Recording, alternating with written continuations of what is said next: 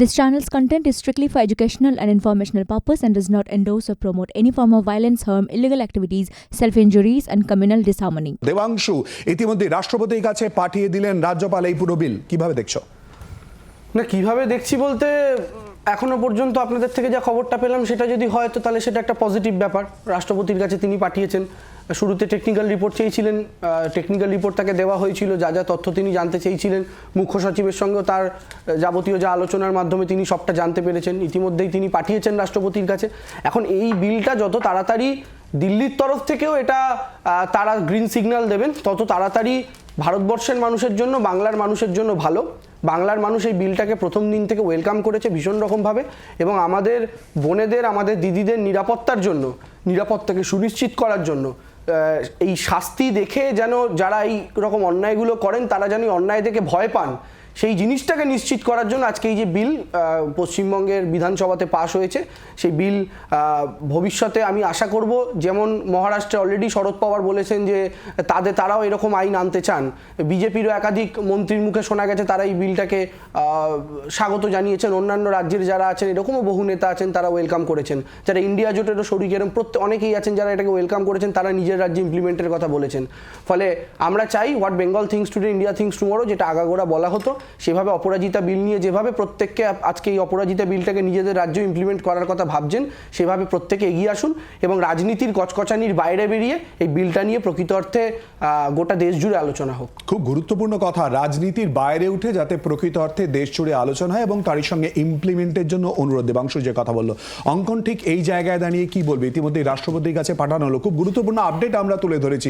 খালি তারই সঙ্গে বলে দিই, খালি মনে করিয়ে দিচ্ছি, বিধানসভায় দাঁড়িয়ে রাজ্যের বিরোধী দলনেতা শুভেন্দু অধিকারী তিনিও কিন্তু সমর্থন করেছিলেন। অঙ্কন, দেখুন, রাজনীতির ঊর্ধ্বে উঠে নারী সুরক্ষা বা নারী নিরাপত্তার যে স্বার্থ, সেটা তো সমস্ত রাজনৈতিক বিভাজনের ঊর্ধ্বে উঠে আমাদেরকে ভাবা উচিত, এবং সেইটাই আমরা দেখতে পেয়েছিলাম যে রাজ্য যখন এই বিল এনেছে, মাননীয় বিরোধী দলনেতা তথা পশ্চিমবঙ্গ বিজেপির যে পরিষদীয় দল রয়েছে, বিরোধী দল রয়েছে পশ্চিমবঙ্গ বিধানসভায়, তারা কিন্তু কোনো রকম বিরোধিতা করেনি। এখন বিষয়টা হচ্ছে আমাদের কিছু বিরোধী দলনেতার পক্ষ থেকে অ্যামেন্ডমেন্ট ছিল যে যখন আপনারা এই নারী সুরক্ষার স্বার্থে কাজ করতে চান বা এই ধর্ষণের মতো সামাজিক অপরাধের বিরুদ্ধে দ্রুত এবং কঠোরতম শাস্তিবিধান করতে চাইছেন, তখন আমরা এই ঘটনা তো বিভিন্ন রাজ্যের বিভিন্ন প্রান্তে বিভিন্ন থানায় দেখেছি যে পুলিশ এফআইআর নিতে অস্বীকার করেছে বা এফআইআর নিতে টালবাহানা করেছে। সুতরাং যদি এরকম ঘটনা ঘটে, তার জন্য যেন শাস্তি বিধান হোক, বা এভিডেন্স ট্যাম্পারিং এর ক্ষেত্রে যেটা আরজিকর থেকে শুরু করে বিভিন্ন সময় উঠে এসেছে, বা এভিডেন্স লোপাট কামদুনি থেকে শুরু করে বিভিন্ন সময় আমরা দেখতে পেয়েছি, সেই সব ক্ষেত্রে যেমন তাদের সাথে যারা যুক্ত রয়েছে তাদের বিরুদ্ধেও যেন ব্যবস্থা নেওয়া হোক। এই অ্যামেন্ডমেন্টগুলোকে যুক্ত করার কথা বিরোধী দলনেতা এবং পশ্চিমবঙ্গের বিজেপির পরিষদীয় দল বলেছিল, কিন্তু আমার জানা নেই যে কোন কারণে এই পুলিশ এবং প্রশাসনের এই গাফিলতির জায়গাগুলোকে বাদ রেখে এই বিলটাকে সাজানো হলো। কারণ শেষ অবধি তো এক্সিকিউট করতে হবে। বিল এলো, আইন তো এখনো রয়েছে, আইন তো কামদুনির সময়তেও ছিল, নির্ভয়ার পরেও কঠোরতম আইন হয়েছিল, কিন্তু আইনের পরেও তো আমরা দেখতে পেয়েছিলাম যে এক্সিকিউশনের ক্ষেত্রে ত্রুটির জন্য, বিচ্যুতির জন্য, গাফিলতির জন্য বহু ধর্ষক বা ধর্ষণের অভিযুক্তরা ছাড়া পেয়ে যায়। সুতরাং যদি ওই অ্যামেন্ডমেন্টগুলোকে রাজ্য সরকার বা স্পিকার সাহেব, রাজ্য বিধানসভার স্পিকার সাহেব একটু মান্যতা দিতেন বা গুরুত্ব নিয়ে বিবেচনা করতেন, তাহলে আমার মনে হয় পশ্চিমবঙ্গ বিজেপির মনে হয় সেটা ভালো হতো। স্পিকারের বিষয়ে বক্তব্য একান্ত তোমার নিজস্ব, এই ব্যাপারে চ্যানেল বা কর্তৃপক্ষ দায়ী নয়। আমি তো বললাম যে তার বিবেচনা দিন। প্লিজ আকাশ, রাজনীতির ঊর্ধ্বে উঠে দেবাংশ কিন্তু বারবার শুরু কথাটা যখন শেষ করলো, রাজনীতির ঊর্ধ্বে উঠে খুবই ভালো, এটা তো আমাদের কারোর কোনো অসুবিধা নেই।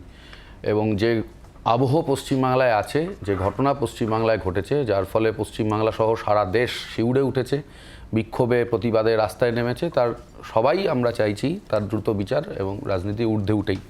কিন্তু কথাটা হচ্ছে এই বিলের ক্ষেত্রেও কেউ কোনো বিরোধিতা করেনি। কিছুদিন রাজ্যপাল এইসবগুলো সব ক্ষেত্রেই যেরকম চলে কিছুদিন কিন্তু আমাদের কথাটা হচ্ছে পরিষ্কার যে দেখুন, আইনের মতো হবে।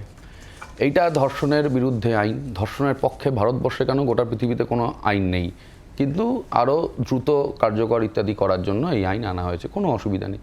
কিন্তু এক্সিকিউশনের পার্টটা প্রশাসনের। 2 নম্বর কথা হচ্ছে এক্সিকিউশন পরে, আইন পরে, আগে তো গ্রেপ্তার। আগে তো সেই অভিযোগ নেওয়া।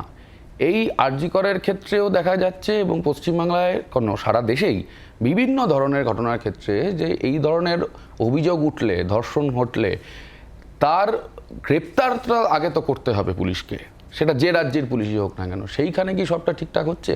আরজি করের ঘটনায় কি ঠিকঠাক হলো? পশ্চিমবাংলায় যে এই কয়েকদিনে আমরা যে ঘটনাগুলো দেখলাম তাতে কি পুলিশের প্রতি পশ্চিমবাংলার মানুষের ভরসা বাড়লো না কমলো? যে ঘটনা নির্যাতিতার পরিবারের পক্ষ থেকে বলা হচ্ছে, যে ঘটনা আমরা প্রতিদিন দেখতে পাচ্ছি টিভির পর্দায়, যে ঘটনা আপনারা প্রতিদিন দেখাচ্ছেন, আপনারা প্রতিদিন এক্সপেরিয়েন্স করছেন, প্রথম দিন থেকে নানা রকমের তো এইরকম তো সন্দেহের উদ্বেগ মানুষের মধ্যে হলো যে এই ঘটনা কি আসলে যারা ঘটিয়েছে তাদের শাস্তির পক্ষে রাজ্যের সরকার আছে, রাজ্যের প্রশাসন আছে, নাকি তাদের আড়াল করার দিকে আছে? যদি প্রশাসন ঠিক করে নেয় যে আড়াল করবে, তাহলে তো এই ধরনের আইন ইত্যাদি দিয়েও সেই আমরা সুবিচারের দিকে কোনোদিন যেতে পারবো না। বাংলার আওয়াজ, বাঙালির আবেগ, জি 24 ঘন্টা।